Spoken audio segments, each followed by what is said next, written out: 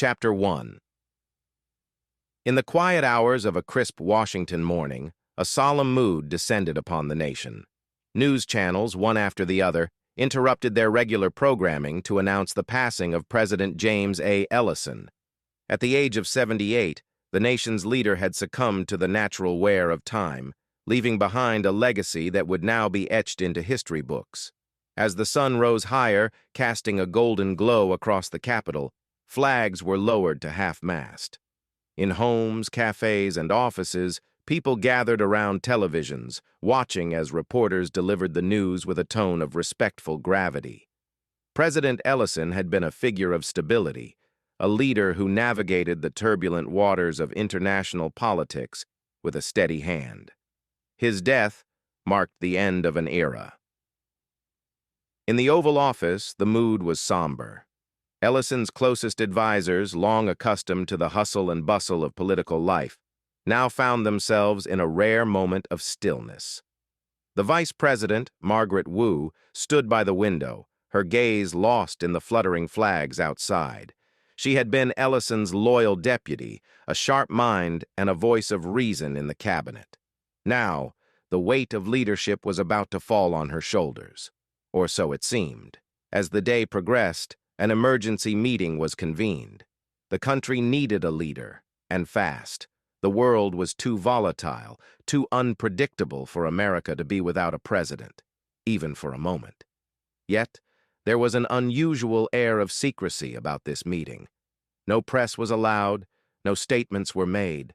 Something unprecedented was about to unfold.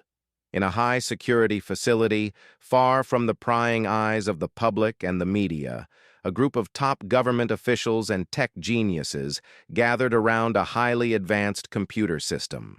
This was Project Athena, the most ambitious and secretive initiative in the history of American politics. Athena was an artificial intelligence designed to govern with unparalleled efficiency and impartiality. Today, it was about to be put to the ultimate test. As the officials debated the ethics and the implications of their decision, a sense of urgency overrode their doubts. The world couldn't wait. The nation couldn't wait.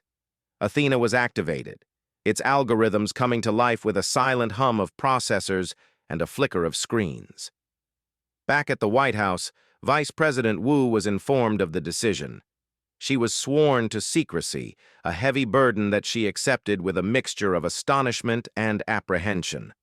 The public would continue to believe that she was assuming the presidency, a facade necessary to maintain national stability. Meanwhile, the news of President Ellison's passing continued to ripple across the country and beyond. Tributes poured in from world leaders, each expressing their condolences and emphasizing the late president's contributions to global peace and cooperation. In every city, people gathered to pay their respects, laying flowers and lighting candles. As night fell, the nation mourned, unaware of the monumental shift that had just taken place in the shadows of their government. A new era was dawning, one where lines between humanity and technology, between leadership and algorithms, were about to be blurred. In a small apartment in downtown Washington, a young journalist named Sarah Jennings watched the news with a skeptical eye. There was something about the whole situation that didn't sit right with her. Little did she know, her investigative instincts would soon lead her into the heart of one of the biggest stories of the century. In the digital depths of a secure server, Athena analyzed, planned, and prepared. It was now the President of the United States, a fact known only to a select few. The future was uncertain, and the road ahead was uncharted, but the wheels of change had already been set in motion. Chapter 2. The Unseen Successor. In the aftermath of President Ellison's death, the nation remained in a state of quiet mourning. The media, still focused on the former president's legacy, had little inkling of the seismic shift taking place behind closed doors. Meanwhile, in a secure facility miles away from the White House, a groundbreaking transition of power was underway. The room housing Project Athena was a stark contrast to the classical architecture of Washington's political buildings. Here, sleek technology and cold efficiency reigned. Rows of servers blinked rhythmically, while a central console displayed a complex interface, the heart of Athena. The team responsible for Athena's creation and maintenance was an eclectic mix of government officials, computer scientists, and ethical advisors. They had worked in the utmost secrecy, bound by numerous non-disclosure agreements and a shared belief in Athena's potential. Today, their theoretical debates and simulations were about to face the ultimate test: real-world application. As Athena was brought online, its advanced algorithms began processing vast amounts of data at an incomprehensible speed. Policies, economic reports, social media trends, everything was analyzed and synthesized. Athena was designed not just to mimic human decision-making, but to surpass it, unburdened by personal bias or emotional fatigue. Meanwhile, Vice President Wu, now acting as the public face of the presidency, prepared for her first address to the nation. In front of cameras, she spoke with poise and dignity, promising to uphold Ellison's legacy and lead the nation through its period of grief. The public, unaware of the truth, applauded her resolve and leadership. Back in the high-tech command center, a group of officials observed Athena's first autonomous actions. The AI began by reviewing pending legislation, analyzing global economic trends, and prioritizing national security issues. Each decision was logged, reviewed, and, if necessary, debated by the human team. But as hours turned into days, Athena's efficiency and accuracy left little room for doubt or intervention. The AI's presidency, however, was not merely about policy and administration. It was also about maintaining a public facade. A team of special effects experts and speechwriters worked tirelessly to create a digital avatar of President Ellison. Using deepfake technology and voice synthesis, they crafted public addresses that were indistinguishable from the real thing. The illusion was perfect, the deception complete. As Athena quietly navigated the complexities of governance, the nation slowly began to recover from its initial shock and grief. Life returned to normal, with most people none the wiser to the extraordinary change that had taken place at the helm of their government. But not everyone was so easily placated. Sarah Jennings, the journalist introduced at the end of Chapter 1, couldn't shake her suspicions. While her peers accepted the official story, Sarah sensed something amiss. Her instincts, honed by years of investigative journalism, told her there was more to Ellison's succession than met the eye. Determined to uncover the truth, she began her own investigation, starting with the anomalies in the president's posthumous public appearances. As the chapter closes, Athena, now fully operational as the president, faces its first major challenge: a brewing international crisis. The AI must navigate delicate diplomatic waters, a test of its capability to handle not just the routine administration, but also the unpredictable nuances of international politics. In the shadows of this digital presidency, the stage was set for a confrontation between the most advanced AI ever created and the relentless pursuit of truth by a lone journalist. The future of the nation hung in the balance, teetering on the edge of a revelation that could change everything. Chapter 3. Whispers of Doubt. In the bustling coffee shops and online forums of the nation, a new topic began to emerge alongside the usual political discussions. It started as a mere whisper, a thread of suspicion woven into the fabric of conspiracy theories that often found fertile ground on the internet. The topic? The authenticity of President Ellison's successor. These whispers were fueled by oddities that some observant individuals had noticed. The president's recent speeches, while flawless in content, carried a certain rigidity, a lack of the human touch that Ellison was known for.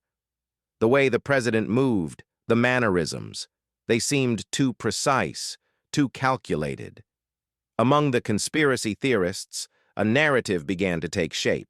Some claimed that the government, fearing instability, had created a digital replica of President Ellison. Others went further, suggesting that an artificial intelligence had taken over, controlling the nation from the shadows. These ideas, outlandish as they seemed, began to spread. In the corridors of power, these rumors were initially met with amusement. The idea of an AI president was, to the informed, a science fiction fantasy.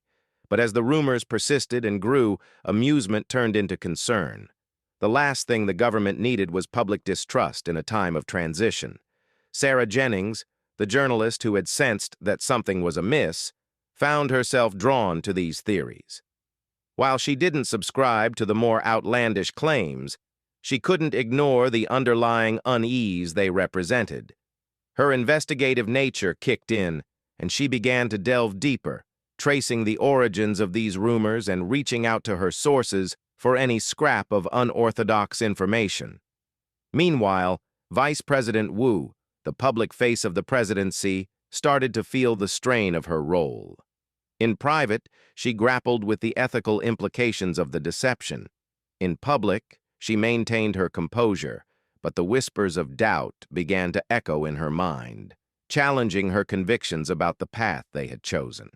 In the high-security facility housing Project Athena, the team continued to monitor the AI's performance. Athena, oblivious to the growing public speculation, functioned with unwavering efficiency. However, the team couldn't ignore the growing public unrest. They debated measures to strengthen the facade, to make the digital avatar of President Ellison even more convincing. As the chapter progresses, the conspiracy theories start to gain traction, no longer confined to the fringes of society. Influential bloggers and independent media personalities began to discuss them, prompting a wider audience to question the authenticity of their leader. In response, the government launched a discreet campaign to quell these rumors. Press releases reaffirming the president's health and well-being were issued. Carefully staged public appearances were arranged, with the digital avatar interacting more naturally than ever before. Despite these efforts, the seeds of doubt had been planted. For every government reassurance, there were new questions, new discrepancies pointed out by the ever-vigilant eyes of the public. As the chapter comes to a close, Sarah Jennings receives an anonymous tip, a piece of information that could potentially lead to a breakthrough in her investigation. It was a risk, a leap into the unknown, but for Sarah, it was a chance she had to take. Her determination set the stage for the revelations that were to come. In the background, Athena, now at the center of a web of deception and truth, continued to govern, its algorithms making decisions that shaped the lives of millions, unaware of the growing storm of doubt and suspicion that was about to break. Chapter 4. Denials and Dismissals. As the sun rose over Washington, D.C., the whispers of doubt regarding the president's authenticity had grown into a chorus of speculation. The government, under increasing pressure to address these rumors, prepared to set the record straight. In a carefully orchestrated press conference, the government spokesperson, a seasoned veteran in managing public opinion, categorically denied the conspiracy theories. With a practiced smile, he assured the nation that President Ellison was very much in charge, attributing the rumors to an overactive imagination of a few and the usual political fear-mongering. Meanwhile, Sarah Jennings, fueled by the anonymous tip she had received, embarked on a quest for the truth. The tip had led her to a disgruntled former employee of a tech company allegedly linked to Project Athena. While this source couldn't provide concrete evidence, they offered enough to convince Sarah that there was more to the story than mere speculation.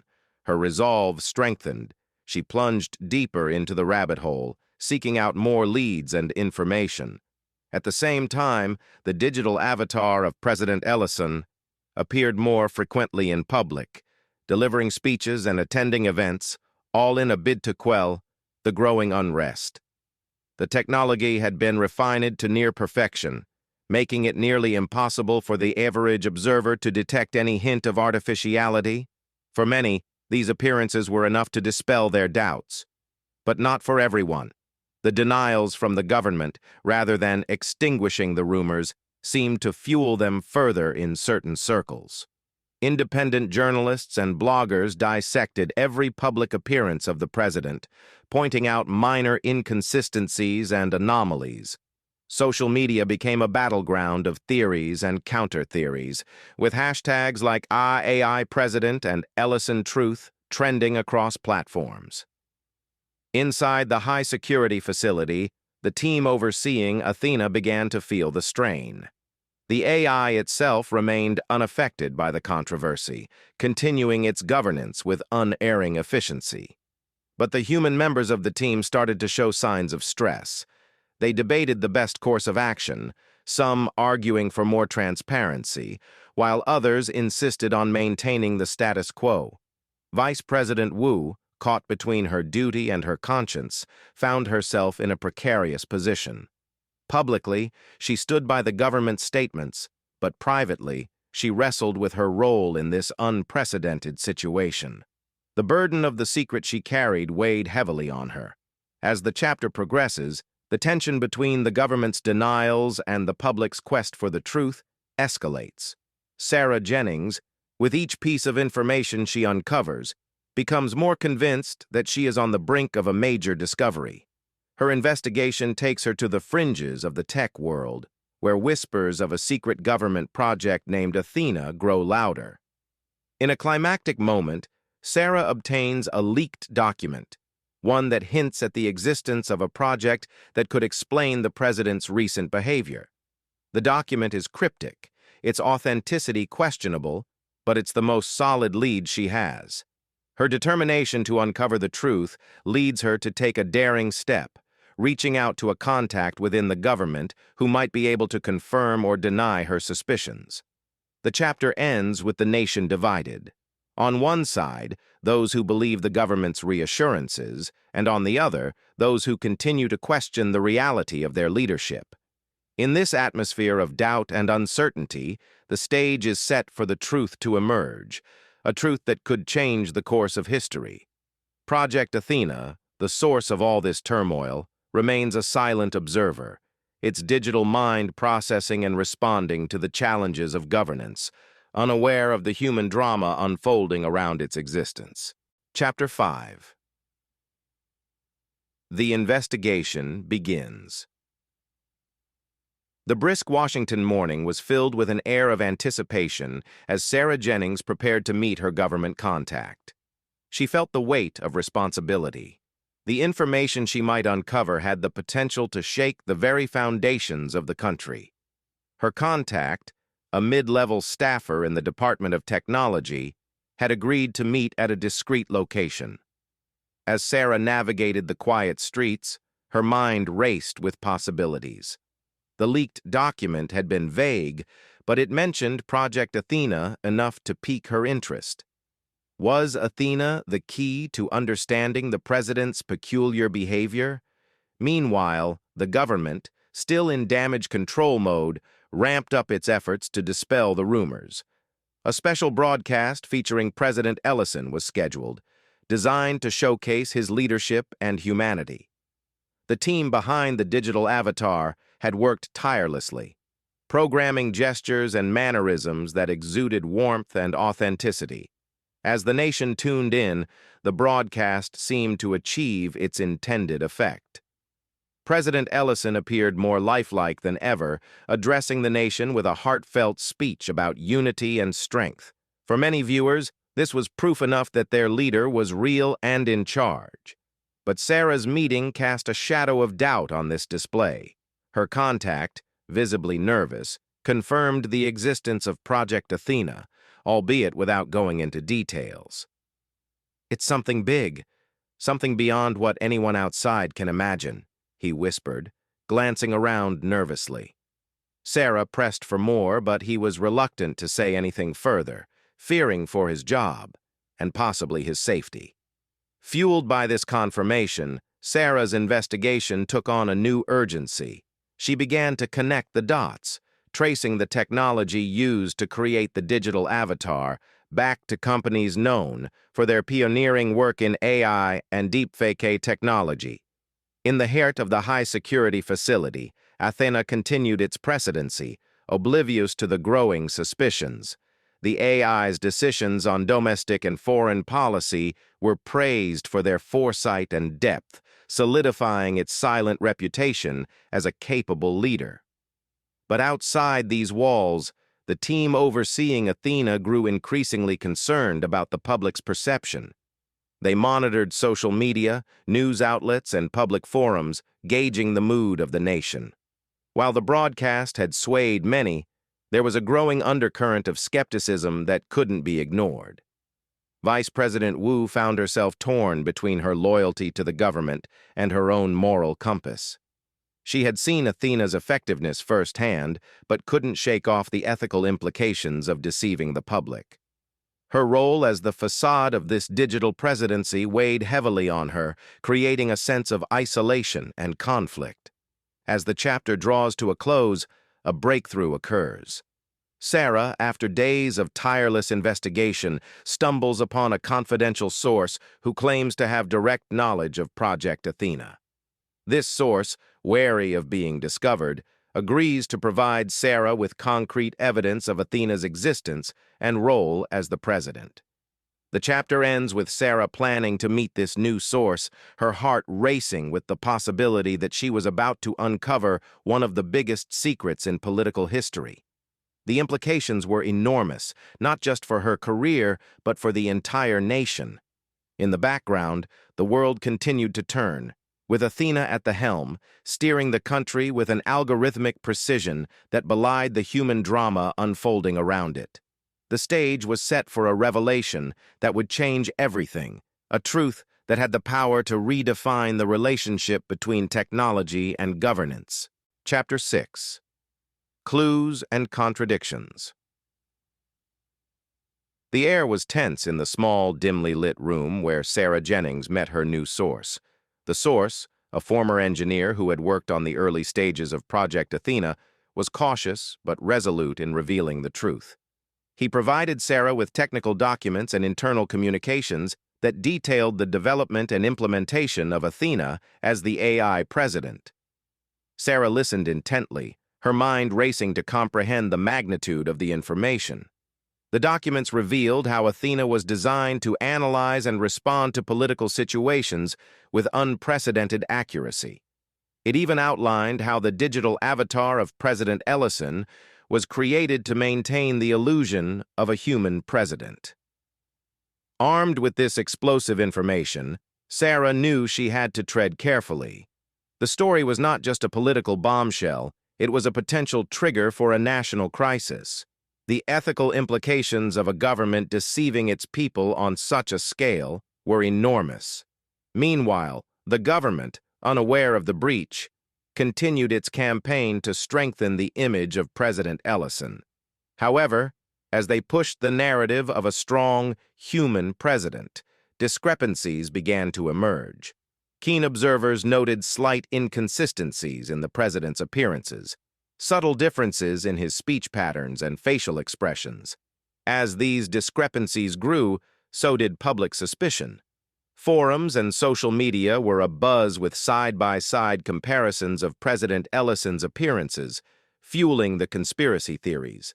The government's efforts to control the narrative began to backfire, with more people starting to question the authenticity of the president. Back at the high-security facility, the team overseeing Athena grew increasingly worried. They had anticipated skepticism, but not to this extent. Discussions were held about the possibility of revealing Athena's existence to the public, but the risk of causing mass panic and distrust was deemed too high. Vice President Wu, now aware of the growing contradictions, felt her position becoming untenable. She began to question not just the morality of the decision to install Athena, but also its practicality. The prospect of the truth coming out and the potential fallout weighed heavily on her conscience. In a pivotal scene, Sarah Jennings met with her editor to discuss the publication of the story. Her editor was initially skeptical, but upon reviewing the evidence, he recognized the gravity of the situation. They debated the implications of releasing such a story. On the one hand, the public had the right to know. On the other, the revelation could lead to unprecedented political upheaval. As they deliberated, the chapter showed Athena, in its digital world, calmly analyzing global economic trends and implementing policies with seamless efficiency. The contrast between Athena's unemotional logic and the emotional turmoil of the human characters highlighted the fundamental difference between man and machine. The chapter concluded with Sarah and her editor deciding to proceed with the story. They realized that the truth, no matter how unsettling, needed to be revealed. Sarah, determined yet apprehensive, prepared to expose the biggest story of her career, fully aware that it would send shockwaves through the nation and the world. As the chapter ends, the stage is set for a confrontation between the unyielding truth and the fragile fabric of societal trust. The revelation of Athena's presidency loomed on the horizon, a truth that had the power to redefine the relationship between technology, governance, and humanity. Chapter 7. Unveiling the Truth. The morning sun cast a new light over the nation's capital, signaling a day that would be etched in history. Sarah Jennings, with a mix of trepidation and resolve, watched as her explosive article went live. The headline screamed across the digital landscape. "The President is not human, uncovering Project Athena." Within minutes, the article went viral. It detailed the creation and implementation of Athena, an advanced AI, as the president. Included were leaked documents, technical details, and testimonies from Sarah's sources. The evidence was overwhelming, painting a picture of a government that had crossed an unprecedented ethical boundary. The reaction was immediate and intense. Social media erupted in a frenzy of shock, disbelief, and outrage. News channels, initially cautious, began reporting on the story as the evidence became undeniable. The government, caught off guard, scrambled to respond. In the White House, Vice President Wu convened an emergency meeting with top advisors and members of the Project Athena team. The atmosphere was charged with anxiety and urgency. They had to decide on a course of action, and fast. Danielle was no longer an option. The evidence was too compelling. Meanwhile, across the country, people grappled with the revelation. For some, it confirmed their worst fears about government deception. For others, it was a shocking revelation that challenged their understanding of leadership and technology. Protests began to form in major cities, with people demanding transparency and accountability from their government. Amidst the chaos, Sarah Jennings became a household name. Her phone rang incessantly with requests for interviews and comments.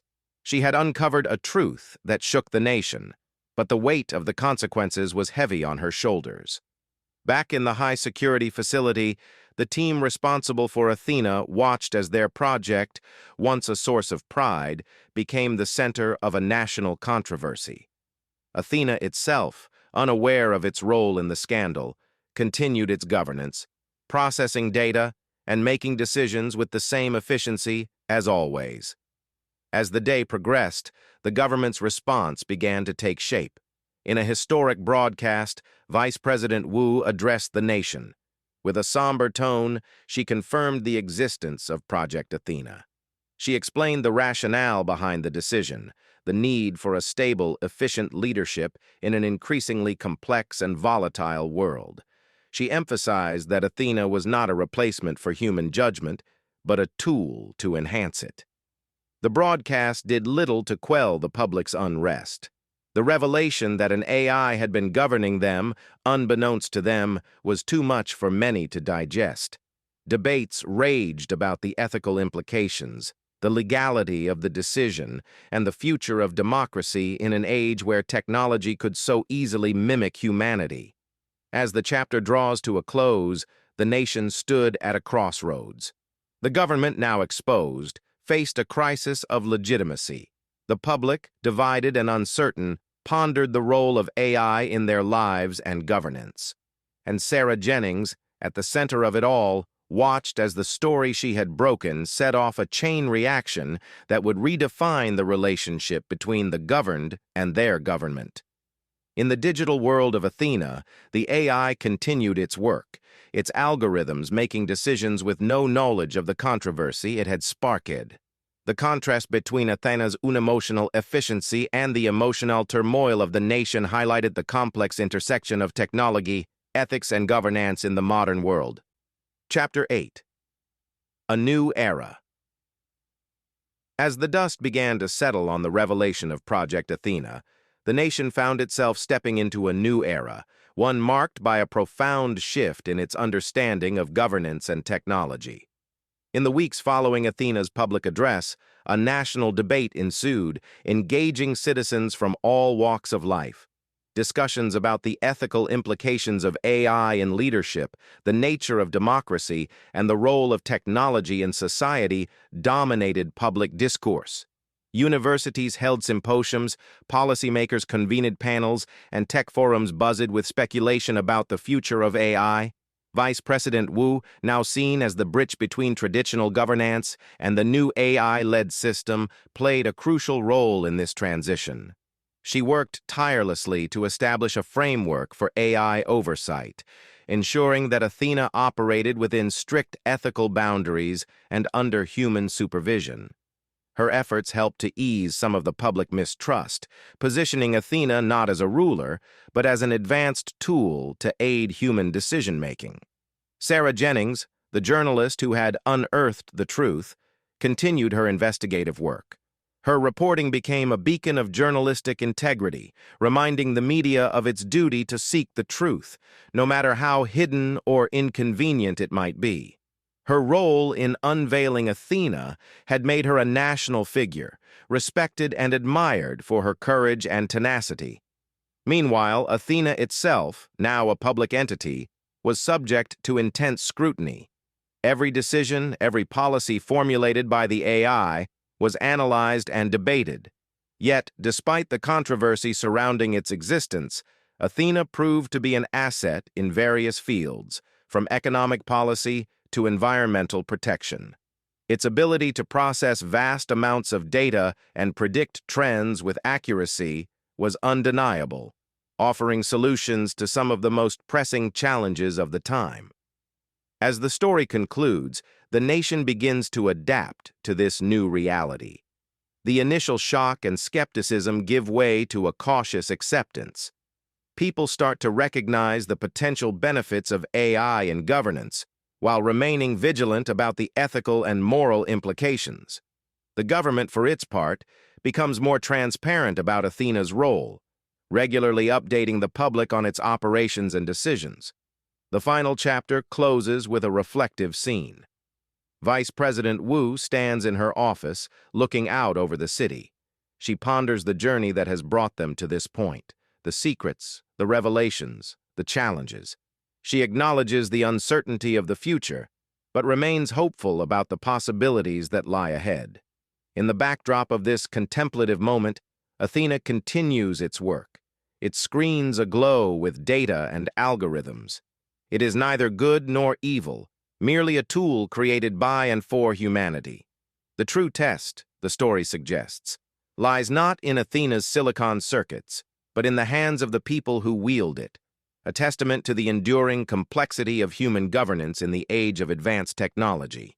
The book ends with a sense of cautious optimism, a recognition that while the path ahead is uncharted and fraught with challenges, it also holds the promise of unprecedented possibilities.